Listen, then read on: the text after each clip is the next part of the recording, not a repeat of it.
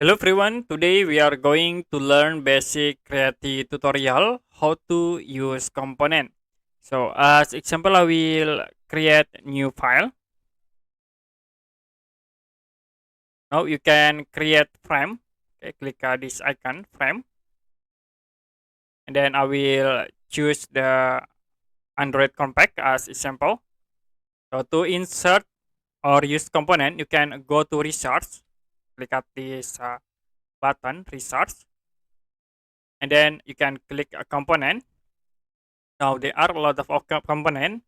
Like I will use a button that we can click, hold, and then move into the frame like this. You also can copy and paste. You can press Ctrl C and then Ctrl V, and you can move again into the right here.